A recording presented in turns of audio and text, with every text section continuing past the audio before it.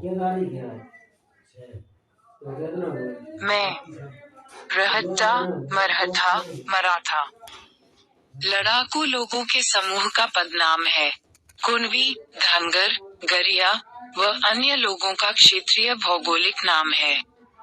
महाराष्ट्र राज्य 1 मई 1960 को Saint promises, Brar और बॉम्बे प्रेसिडेंसी को मिलाकर बना था। खानदेश, कोंकण, मराठवाड़ा व विदर्भ के 34 जिलों को मिलाकर महाराष्ट्र राज्य बना है। मराठा शब्द का प्रयोग मराठा शब्द 3 रूप में प्रयोग किया जाता है। मराठी भाषा बोलने वाले मराठे, महाराष्ट्र के रहने वाले मराठे, एक विशेष जाति जो अपने को 96 कुली मराठा कहलाती है, के रूप में प्रयोग किया जाता है। इस शब्द को समझने के लिए हमें इतिहास के पन्ने उलटने पड़ेंगे। कुणबी और धनगर, मनुष्य असभ्य से सभ्य हुआ तो सबसे पहले उसने पशुपालन किया और कालांतर में कृषि कर्म को अपनाया। वे पशुधन पालने के कारण धनगर, चरवाहा और कृषि कार्य करने के कारण कुणबी, कृषक कहलाए। यही 2 सबसे प्राचीन कबीले थे। लगभग 800 साल तक मुस्लिम सुल्तानों, नवाबों व बादशाहों का राज रहा और उनके अत्याचारों के काले कारनामों से भारत का इतिहास में भरा पड़ा है। उन्हीं 2 कबीलों से अनेक राजवंशों का उदय भी हुआ। उनमें मौर्य, सेंद्रिक, राष्ट्रकूट, चालुक्य, शिलाहार, यादव आदि वंश हुए हैं। मराठा शब्द से पूर्व में धनगरों, गरियों का इतिहास में भरा पड़ा है। उन्हीं 2 कबीलों से अनेक राजवंशों का उदय भी हुआ। उनमें मौर्य, सेंद्रिक, राष्ट्रकूट, चालुक्य, शिलाहार, यादव आदि वंश हुए हैं।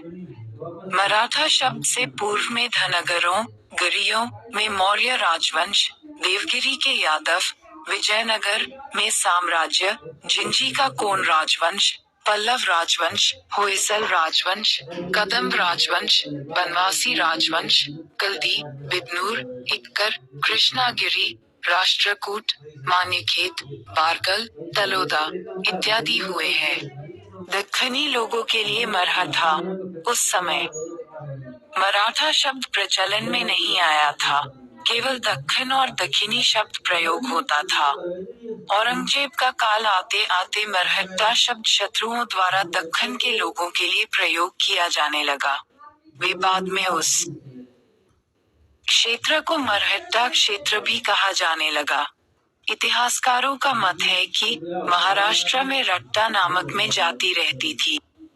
उनके वहाँ छोटे कबीले थे। उन सभी को मिलाकर महारट्टा कहा जाता था। बाद में रट्टा जाति का कुछ पता नहीं लगता। संभवतः दक्षिण के राष्ट्रकूट वंश की उत्पत्ति उसी से हुई हो। कुछ का कथन है कि महार लोगों के कारण उस क्षेत्र का नाम महारट्टा मारकर हटने वाले मरहट्टा। इतिहासकारों का मत है कि छत्रपति शिवाजी के नेतृत्व में कुणबी, कृषक और धनगर, चरवाहा जातियों के लोगों ने मिलकर मुगलों के विरुद्ध लड़ाई लड़ी, तो अन्य लोगों खासकर मुगलों ने उन्हें मरहट्टा कहा। पूर्व ये नाम नहीं था। आम लोगों की राय है कि मरहट्टा का अर्थ शक्तिशाली होता है, या तो सामने वाले शत्रु को मार डालता था या फिर वह स्वयं मरकर हटता था। इसीलिए उन्हें मरजोड़ हट्टा इक्वल्स मरहट्टा मराठा कहा जाने लगा था। मराठों की ख्याति मी0R0B0 रसल और कर्नल टोन के अनुसार मराठा जाति कुणबी और धनगर से मिलकर बनी है। 1 मी0J0H0 हट्टन के अनुसार मराठों का सबसे पहले उल्लेख संभवतः 13वीं और 14वीं शताब्दी में मिलता है। 17वीं शताब्दी में उन्होंने एक योद्धा जाति के रूप में ख्याति पाई। 18वीं शताब्दी में ये करीब संपूर्ण भारत के स्वामी ही बन गए थे। इनकी गिनती क्षत्रियों में होती है जो किसानों और चरवाहों में से थे। वस्तुतः संकुचित अर्थों में मराठा था। वे सारे सैनिक स्वराज्य के लिए संघर्ष कर रहे थे, इसलिए वे सभी मराठे थे। आज से लगभग 80 वर्ष पूर्व के स्कूल लीविंग सर्टिफिकेट यदि आप देखें तो उसमें आपको लिखा मिल जाएगा मराठा सुतार, मराठा सुनार, पारट मराठा, लोहार मराठा, कुणबी मराठा, धनगर मराठा इत्यादि।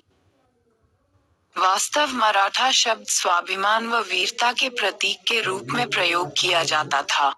मराठा प्रदेश के रहने वाले सभी लोग मराठा कहलाते थे। मुस्लिम बादशाहों, सुल्तान व नवाबों के अत्याचारों से त्रस्त जनता शिवाजी के नेतृत्व में एकत्रित हो गई और एक जन आंदोलन खड़ा हो गया। उनमें कुणबी, धनगर, कोली, कायस्थ, ब्राह्मण इत्यादि जातियों का नाम उल्लेखनीय है। उन सभी को शिवाजी महाराज ने एक लड़ाकू योद्धा बना दिया। मुगलों ने उस काल में उन्हें वीरता व पराक्रम के कारण, मरकर या मारकर हटने कारण, मरजोड़ हटा मरहट्टा मरहठा इक्वल्स मराठा कहा गए थे। इनकी गिनती क्षत्रियों में होती है जो किसानों और चरवाहों में से थे। वस्तुतः संकुचित अर्थों में मराठा एक ऐसे समाज को कहते हैं जिनमें कुणबी, धनगर और अर्ध राजपूत है। 2. फ्रांस के लेखक लुईस रुस्ले का कथन है कि मराठों का ज्यादातर भाग खेतिहर, कुणबी और चरवाहों, धनगरों का था। वे अपने जन्म स्थान से संबंधित प्राकृतिक पहाड़ी निवास स्थानों का मध्य संतुष्ट थे। इसके कारण उनमें अत्यधिक गर्व और साहस था, जिसकी वजह से वे अपनी आजादी एवं स्वतंत्रता को बचाए रखने में सफल रहे। 3. बाजीराव पेशवा।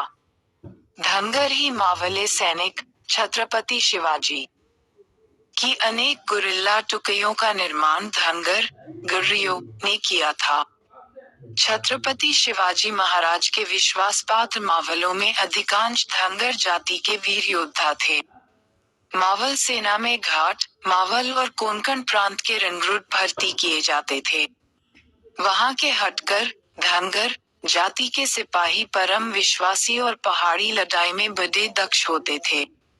वे स्वयं अपने हथियार लाते थे। गोली, बारूद, जिरह बख्तर आदि लड़ाई का सामान राज्य देता था। वे लोग विलक्षण लक्ष्य भेदक होते थे। पोशाक में जांघिया, कमरबंद और दुपट्टा रखते थे। मावल प्रांत वाले प्राणों की बाजी लगाकर लड़ते थे। महाराणा प्रताप के जिस तरह वीर सर्वस्व थे, उसी तरह छत्रपति शिवाजी के लिए धनगर अपना सर्वस्व बलिदान करते थे। 4. मल्हार राव होलकर। मराठा नाम प्रकाश में कब आया? मी 0R0V0 रसल लिखते हैं कि मराठा जाति सैनिक सेवा से अस्तित्व में आई है। यह कोई अलग जाति नहीं है। डफ ग्रांट ने लिखा है कि 15वीं-16वीं शताब्दी में बीजापुर और अहमदनगर के मुस्लिम सुल्तानों के यहाँ 7 परिवार निम्बालकर, घारपुरे, भोंसला सैनिक सेवा किया करते थे। उस समय वे कोई भी अपने को मराठा नहीं कहलाता था। पहली बार जब शिवाजी महाराज के गुरिल्लाओं ने औरंगजेब के विरुद्ध लड़ाई लड़ी, तब यह मरहट्टा